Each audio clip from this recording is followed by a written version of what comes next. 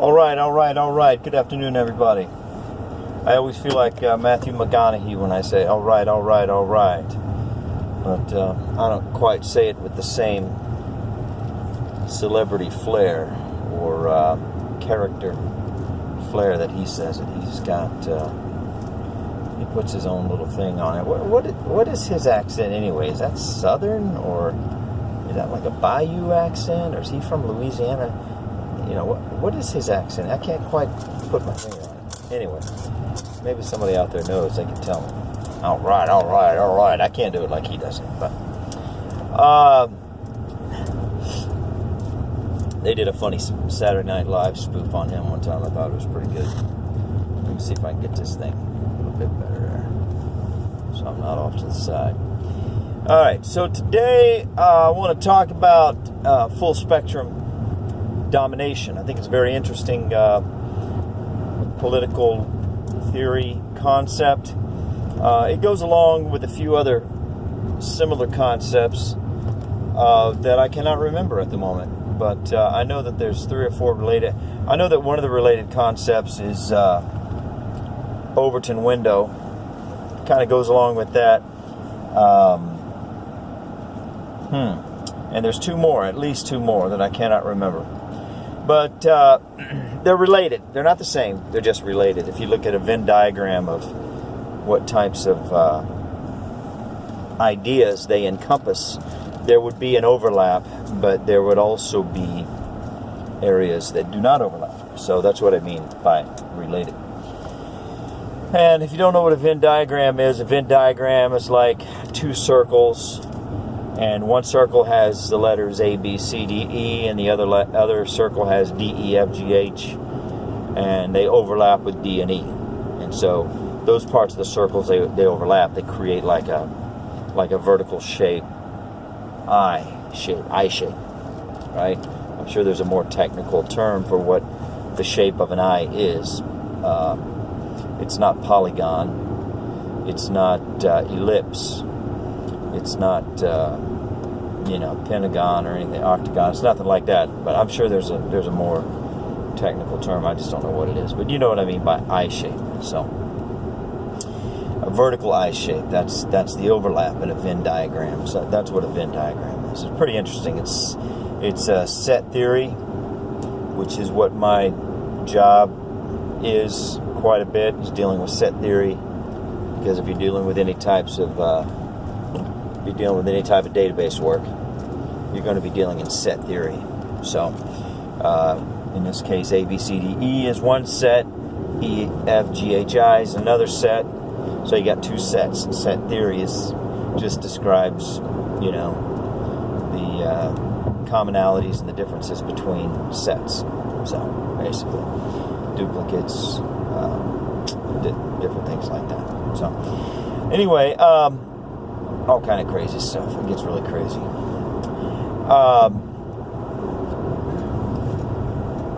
So, I want to talk about specifically setting the related topics aside. Like I said, 2 of which I cannot remember. I'll think of them eventually. Maybe while I'm talking, I'll think of them. And then you can go look them up and you can try to decide for yourself if you agree with me that they're related. And I have a hangnail. So, full spectrum domination is just a fancy word, a fancy phrase, a fancy way of describing Munchausen's syndrome. Now, Munchausen's syndrome, by the way, double check everything I say, because I don't know. I forget things, I mix things up, and so you got to double check everything. But I'm just going to give you the information that I've been exposed to over time, and I'm regurgitating it to the best of my ability to be as accurate as possible. But I'm sure some of it's not accurate. Hopefully some of it is. And even if a lot of it's not accurate, hopefully some of it is. But Munchausen syndrome is a person who fakes being sick, okay, in order to garner attention and sympathy for them, Or, okay, so now this is where things get so interesting to me, is all the variations. It's in the when I used to study music when I was in high school, I used to play my trumpet. I'd learn a song, and then they always had a variation on that song. And sometimes, interestingly enough, very interesting, I believe, is that the variation barely, or maybe even not at all, resembled the song. I mean, that's pretty funny, right? A guy writes a song, and then he's like, okay, now I'm going to write a variation on this song, and then the variation doesn't even resemble the original. It's like, dude, what were you tripping on when you wrote this variation? Because there's nothing in this variation that would indicate to anybody that it has anything to do with the original. But that's the way it is, you know. Musicians and artists and whatnot and so forth, they tend to be a little bit weird and far out, you know, so gotta let them do what they do. But in this case, the variation is pretty close to the original, and it just gets so amazingly fascinating, right? So before I'm even completely out of the gate with this subject matter, I'm already having to bifurcate the conversation to account for variations on not the issue itself, but just the beginning of the issue. So this is where political science and human relationships, they're both the same, I mean, they're both related, are so fascinating and so complicated and require such a heart and a mind and a spirit and a sensitivity for art, right? Because basically anything that becomes complicated, the practice of it becomes more of an art than a science. I actually coined a saying, at least I think I did. It is true that we can hear things and remember the thing, and then regurgitate it later thinking that we came up with it on our own, but in reality we're just repeating what somebody else said. But we don't remember that. We genuinely think we came up with it on our own. I genuinely think I came up with this on my own. And I hope that's the case, because I think that, and I prefer to think things that are true as opposed to think things that are false. So I'm just going to go with what I think. I think I came up with this thing on my own, and I think it illustrates my passion for art, but more importantly and more germanely to what I'm talking about today, it illustrates how amazing knowledge and the practice of knowledge and the exercise of knowledge is. The saying goes like this: everything ascends to art and reduces to science. Right? So you think about any type of art, you can reduce that art to science. I don't care if you make art with paint or with clay or with metal or with voice or with dance, or, I mean, you can reduce all of it down to science, right? Whether it's, in the case of dance, it would reduce down into physiology, right? The other arts I mentioned, the metal, the paint, the clay, you know, that they would reduce down into the when I was in school, they called them the natural sciences. You know, how the different types of clay interact or behave under the conditions that you put them when you're working on them and stuff like that. So I think it's very interesting, and I think that this whole idea, this whole field of political science, which is really just extrapolated human relationship, because you can see everything at play, and we're going to see that very clearly in a minute, I hope. I believe we will. We're going to see very clearly that everything you see play out on the political landscape plays out in the home, just at a micro scale, right? But when you're living in the home, it doesn't appear to be micro scale, because it's right in front of you, and you're so painfully aware, because you live with it. You're so painfully aware of all the nuances and all the intricacies that the nuances don't appear to be nuance at all to you. They appear to be stark.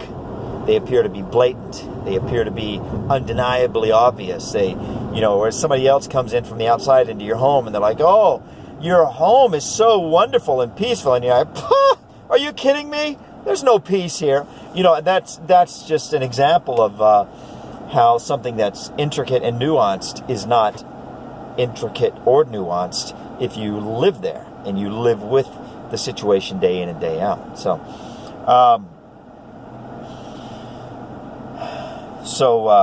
everything on the political landscape plays out in the home, just at a micro scale, right? And it certainly is true of this idea of full spectrum domination. So it's just like Munchausen's, where a person makes themselves sick to garner attention to themselves. And the nuance, the variation I wanted to make on that is that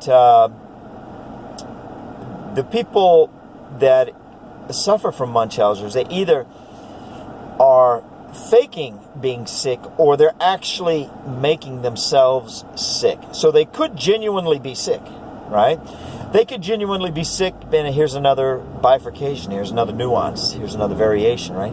They could genuinely be sick because they took some measure to make themselves sick, drank a cap full of Drano or, something, or maybe they just psyched themselves into being sick, because that's the power of the mind, right? So there's that, okay?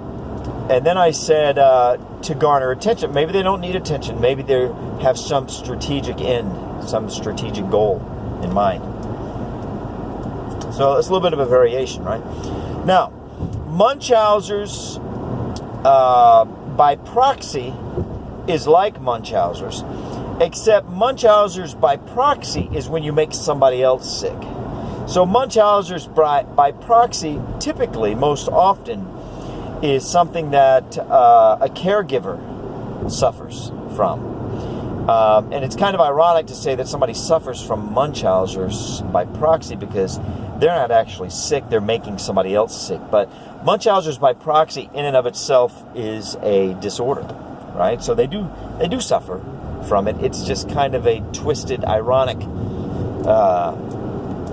sense of suffering, right? It's hard to wrap your head around, but yeah. So now that was this disorder was made widely known by the movie The Sixth Sense with Bruce Willis, right? With the mother. That's where I got the reference to the cap full of Drano. The mother was putting a cap full of Drano or some type of household chemical in her daughter's soup. So the child was always sick.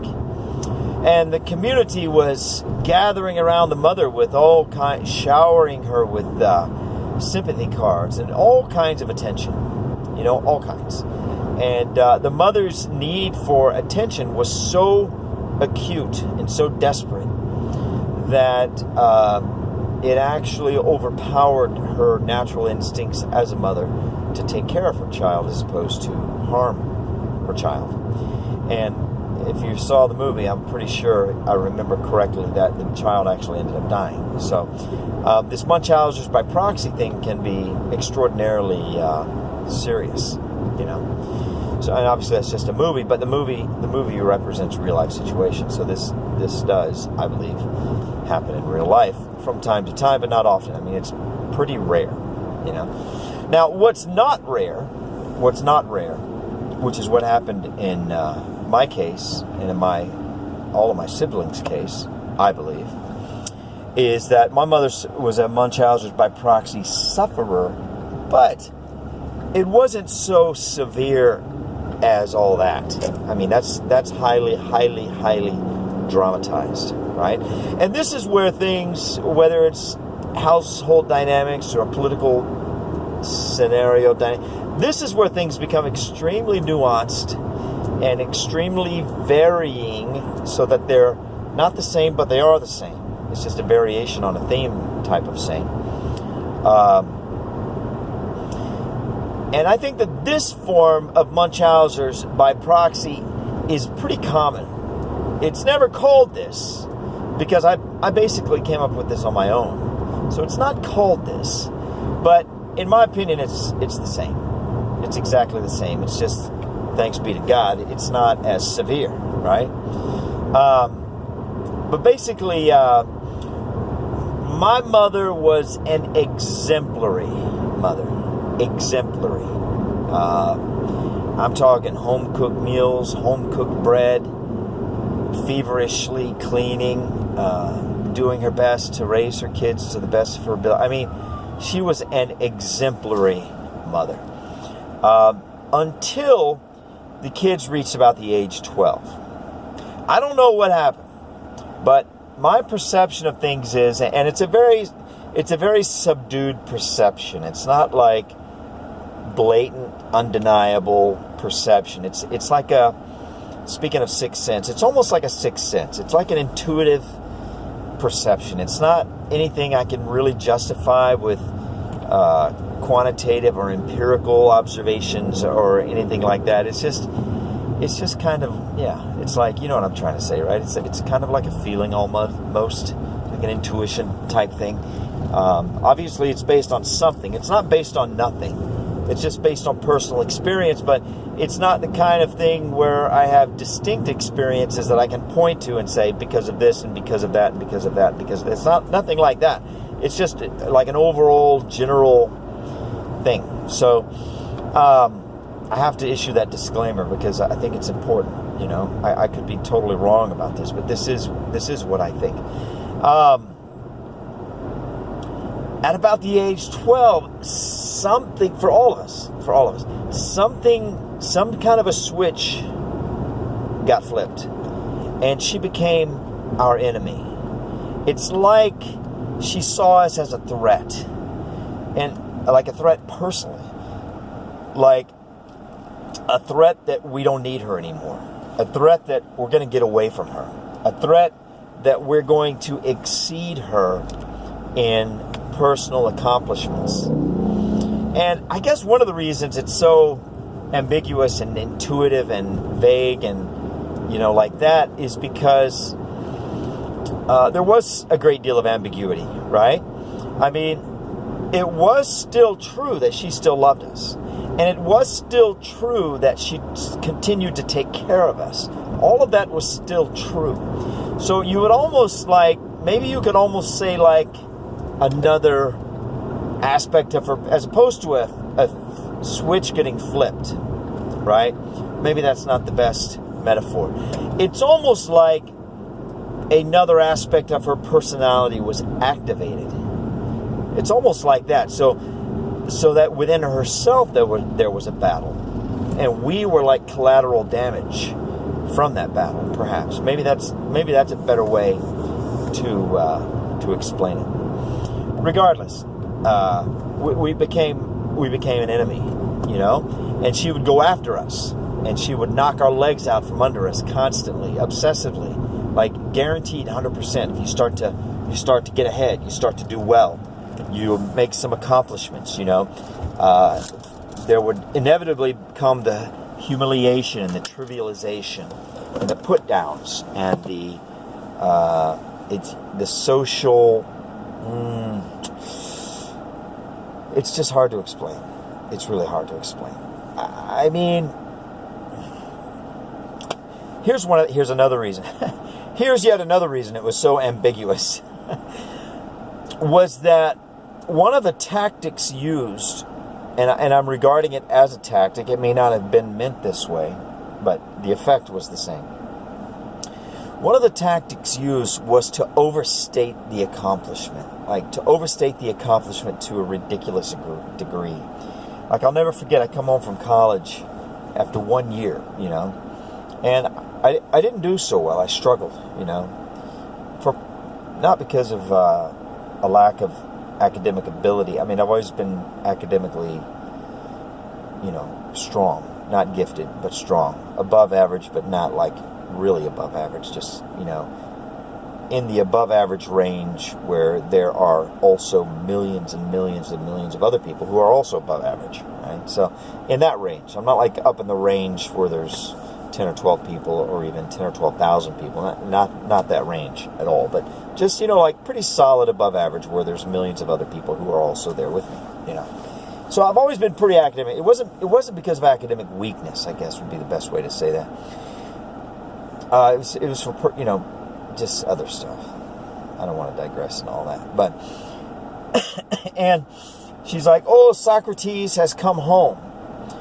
And it was kind of like, it was ambiguous. It was ambiguous. It was like, is that a compliment or are you mocking me?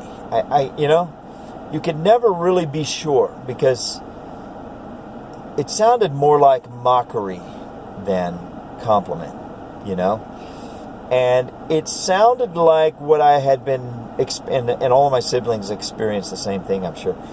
It sounded like what I had been experiencing for about 6 years or so, since I turned about 12, It sounded like mockery, basically. It sounded like a put down. It sounded like a threat. Like, don't you surpass me, or, there's going to be a price to pay. That's what it sounded like. I don't know how it was meant, because in a situation like this, you can't just ask a person, what do you mean? I mean, they're not forthright with you in what they're saying in the first place. They're certainly not going to be forthright with you when you ask them the question directly. If you ask them a question like that directly, there's just going to be a lot of redirection and misdirection. And, oh, no, that's not what I meant. And, oh, I said, and it basically just makes the situation worse, in my experience. I mean, if somebody's not being forthright with you, and you ask them to be forthright with you, it's kind of like, there's a snake in the corner and you're getting close. You're walking up on it. It's going to get very defensive, and it's going to get meaner. It's not going to get nicer, That's kind of what it's like, So I couldn't ask. But the way I took it was like it was like mockery. It was like a threat, And so I had already struggled.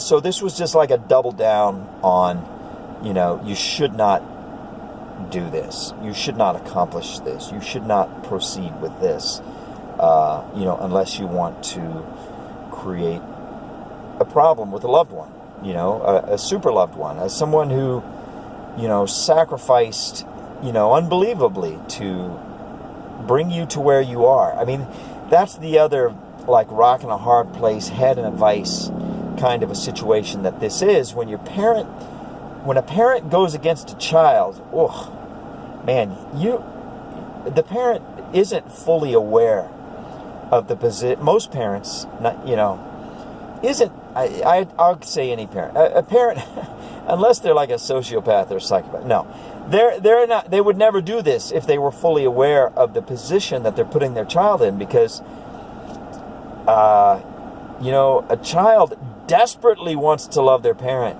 desperately, and when you set yourself up against your child, wow. I don't mean like in a disciplinarian type situation. I don't mean that. I mean like you're attacking your child's identity. That's what I mean, It's like when you're, oh man, because they want to love you, And they know that they owe a debt of gratitude toward you. And so it's like, wow, I mean, that's brutal. That's just brutal, for the kid, I mean. So that's just, wow. So that's basically where I was. And it was, man. But I know that my mom did equally, if not worse, things to my other siblings. I don't think they know what she did to me. I think that they thought that I was always the goal. I don't know this for a fact, but my impression is they thought that I was always the golden child, which I was, but I don't think they understand that Mom used the golden child archetype, principle, idea as a weapon against them and the golden child. I mean, you think Mom's golden child was easy? No, trust me, it was not. No. It was torture. It was torture. It was not, it was torture. I mean, for one thing, it's not easy having everybody be against you for no fault of your own. I mean, I just, that's not easy. I mean, and there's nothing you could do about it, except wreck yourself And then you wreck yourself, and that's not very satisfying, you know. And then everybody hates you because you're wrecked, you know.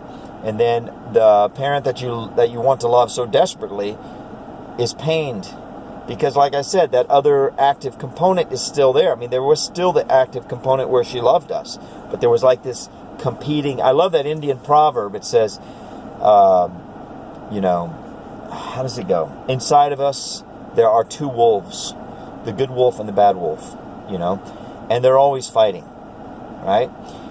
And the one who wins will be the one that we feed, you know, so, or feed the most, or feed the best, you know.